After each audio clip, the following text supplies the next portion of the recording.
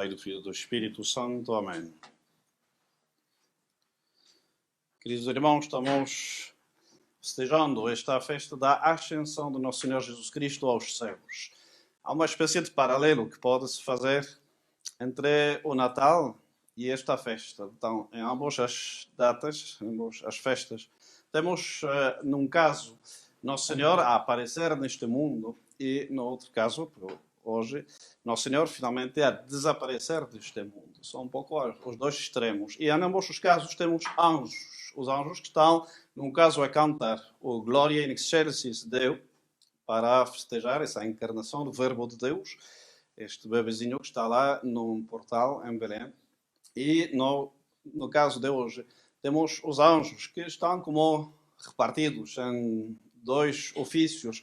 Um que certamente está a receber Nosso Senhor Jesus Cristo, vitorioso, que abre as portas do paraíso, que estavam fechadas desde o pecado original, sem poder abrir-se, a não ser cumprindo com a justiça de Deus. E então, boa parte, milhões deles, estão a receber o seu rei, que entra vitorioso no céu. Obviamente, Nosso Senhor Jesus Cristo, como o Verbo de Deus, nunca saiu do céu. A Santíssima Trindade não é assim algo que se possa cortar aos pedaços, e então fica intacta e íntegra, obviamente, mesmo durante a vida terrenal de Nosso Senhor Jesus Cristo. No entanto, Nosso Senhor Jesus Cristo, enquanto homem, entra pela primeira vez no céu para tomar posse do seu trono, junto de Deus Pai e de Deus Espírito Santo. E é a primeira vez que o Verbo de Deus feito carne reina juntamente com as duas pessoas da Santíssima Trindade. Então, obviamente, a imensa maioria dos anjos está lá a festejar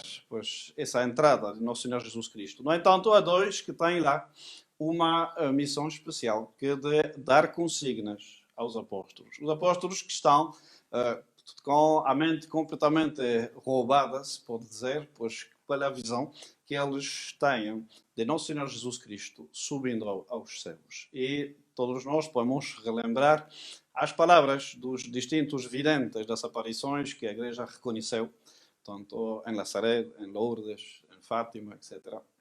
Todos os videntes, quando tentam descrever Nossa Senhora, essa Senhora que vem do céu, eles ficam muito curtos, não conseguem, com palavras humanas, descrever a beleza daquela senhora, que muitas vezes nem sequer sabem nomear, com certeza, mas que finalmente vai identificar como Nossa Senhora. Mas esta senhora que vem do céu é de uma beleza que não dá com as palavras humanas para descrever exatamente o que é. Santa Bernadette, cada vez que se apresentava alguém para fazer uma imagem, um esboço da futura imagem de Nossa Senhora Lourdes, era muito mais belo do que isto. E o pobre artista a recomeçar, até que depois houve o que há e não deu, obviamente, para representar a beleza de Nossa Senhora. E Nosso Senhor, obviamente, sendo Deus, feito homem, e ainda muito mais formoso, muito mais belo do que a própria Nossa Senhora, como é lógico. Ele é o princípio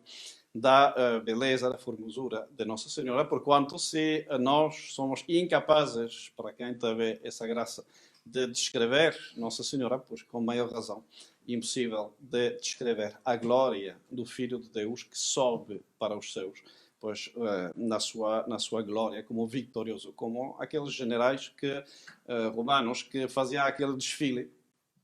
Depois da vitória, temos ainda os arcos de triunfo em Roma, que se construíam para honrar o general e as suas tropas, que, a voltar de uma campanha vitoriosa, desfilavam eles próprios, todas as tropas, mas também o botim que eles tinham feito, os prisioneiros de guerra, todas as marcas, finalmente, da vitória desse general. E Nosso Senhor Jesus Cristo ingressa no céu um pouco, e de forma muito mais gloriosa, obviamente, como aqueles generais romanos, com atrás dele todas aquelas almas justas do Antigo Testamento, todos aqueles santos que se santificaram pelos méritos de Nosso Senhor Jesus Cristo. Assim como nós dizemos, como o dogma da Imaculada Conceição, que Maria Santíssima foi santificada no instante mesmo da sua conceição, em virtude dos méritos, em previsão dos méritos de Nosso Senhor Jesus Cristo. E da mesma maneira, todos os santos que foram santos antes da encarnação do Senhor Jesus Cristo, receberam as graças para se santificarem de Nosso Senhor Jesus Cristo, em previsão dos méritos de Nosso Senhor Jesus Cristo. Porque quando eles são também como prendas, se pode dizer, da vitória de Nosso Senhor Jesus Cristo. Todos eles dependem da entrada de Nosso Senhor Jesus Cristo no céu, da sua vitória sobre o pecado e a morte, para a sua vez entrarem no céu. E então é uma coorte bastante numerosa, não sabemos quantos são, mas certamente bastante, daqueles santos, os patriarcas, os profetas, etc., que do Antigo Testamento que entram traz no Senhor Jesus Cristo. Todos aqueles que estavam no limbo dos justos, pois entram depois no Senhor Jesus Cristo, rodeados dos anjos, para tomar posse dos seus tronos, juntamente com o trono de Jesus Cristo. De facto, os apóstolos, eles ficam. E nós poderíamos pensar, pois, porque se o Senhor Jesus Cristo abre as portas do paraíso celestial, por que não restaurou também todas as coisas como estavam antes do pecado original? Ele pagou por isto.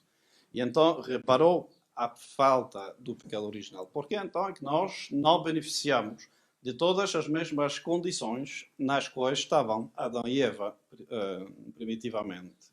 Uma pergunta que a gente se poderia fazer. Se o Senhor Jesus Cristo pagou a dívida e com sobreabundância, por que Deus não restaura as coisas como estavam previamente?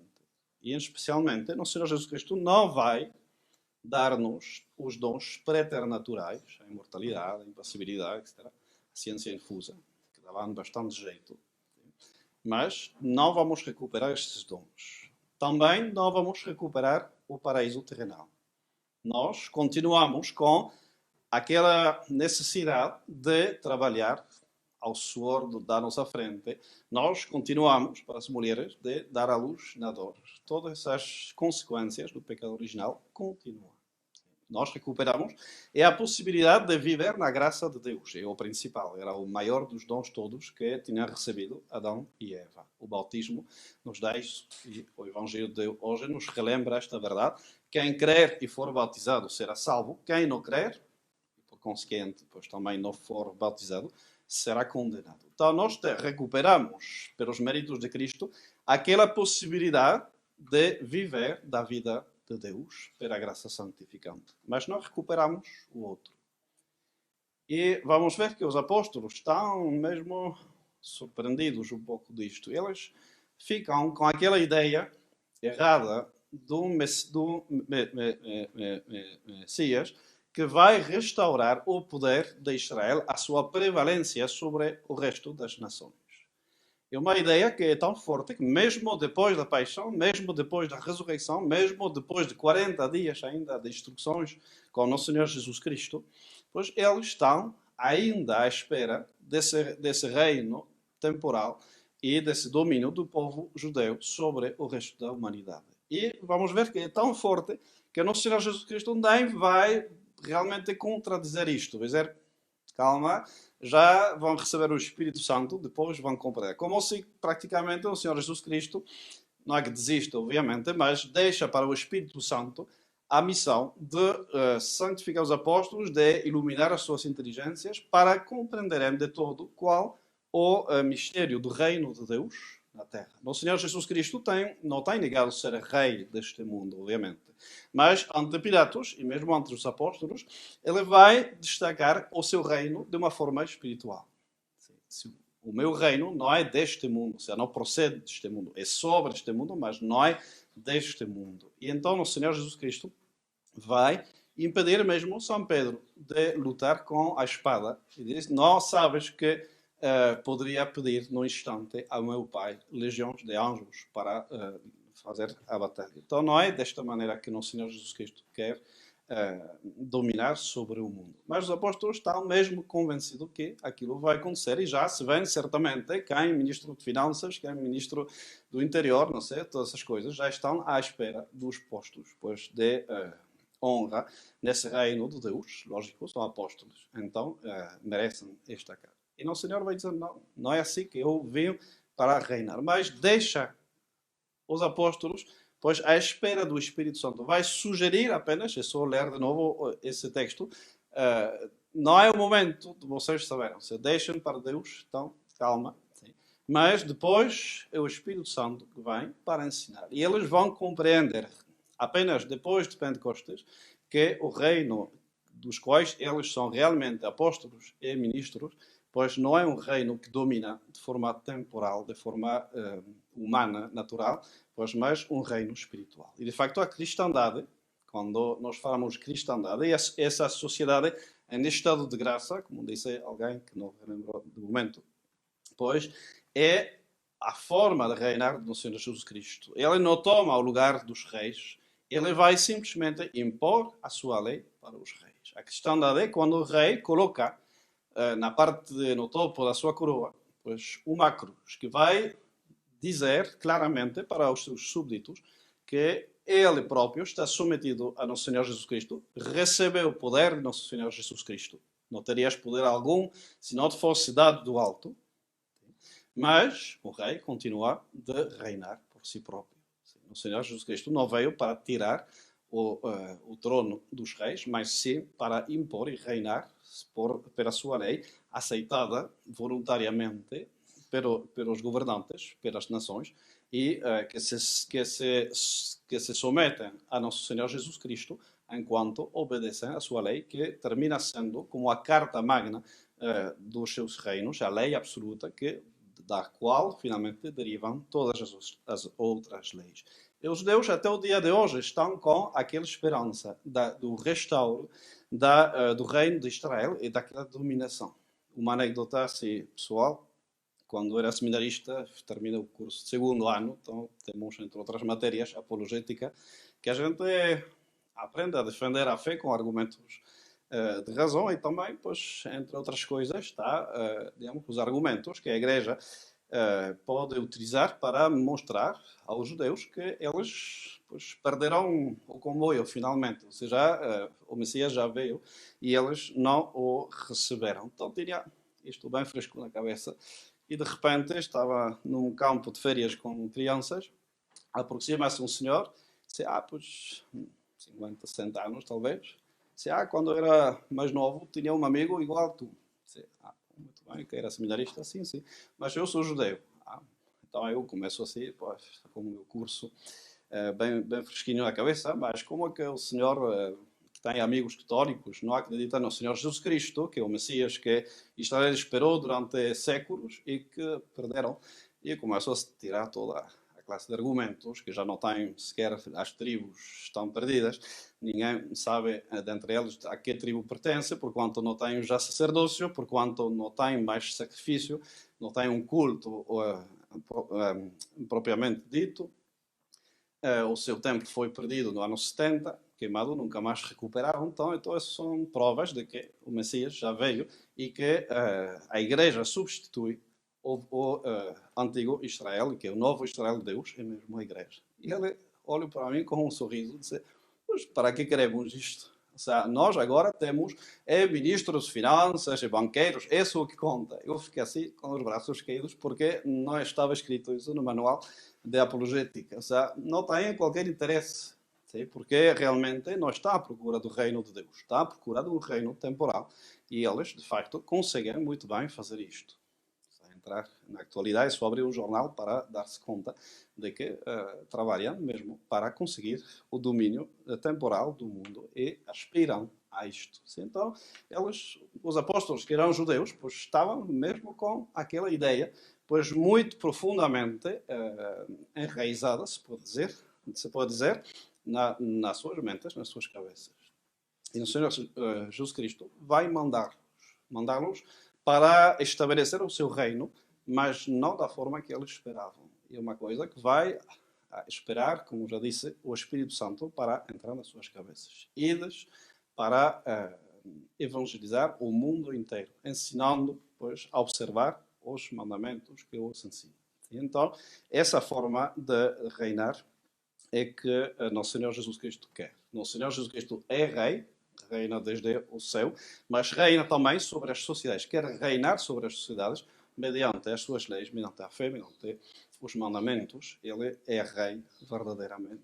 E então, vamos especialmente pedir a Nosso Senhor, pela intercessão de Nossa Senhora, porque Nosso Senhor quis também associar-se no seu reino uma rainha que é a sua própria mãe e que também, na sua altura, pois vai subir pela virtude de Deus. Ela não é Deus, então é pela virtude de Deus, a câmbio Nosso Senhor, pela sua própria virtude, é Deus. Mas Nosso Senhor quis associar uma rainha ao lado dele para administrar finalmente os seus reinos. E então nós temos, um pouco como os apóstolos, ficar a viver de forma habitual com a cabeça nas nuvens. Será ficar com aquela visão de Nosso Senhor Jesus Cristo, porque a virtude particular que tem de se exercer quando vivemos, quando festejamos essa festa da ascensão do Senhor Jesus Cristo, é a virtude da esperança. Nosso Senhor Jesus Cristo, que entra vitorioso nos céus, nos mostra uma que é só seguir os seus passos e estamos seguros de entrar também em pos dele na glória celestial. O caminho já está traçado. Não é fácil, obviamente. Quem quiser ser o meu discípulo, tome a sua cruz e siga-me. Não é um caminho de rosas, é um caminho de cruz. Mas, no entanto, é um caminho seguro que nos leva, com certeza, ao céu. Já o nosso chefe, a nossa cabeça, pois demonstrou que este é o caminho que leva para o céu. Então, isto. E também, nosso Senhor Jesus Cristo, que morreu por nós, entra agora no céu para preparar-nos. Isso disse aos seus apóstolos, que ele ia para preparar para eles as mansões em que iam estar lá no céu.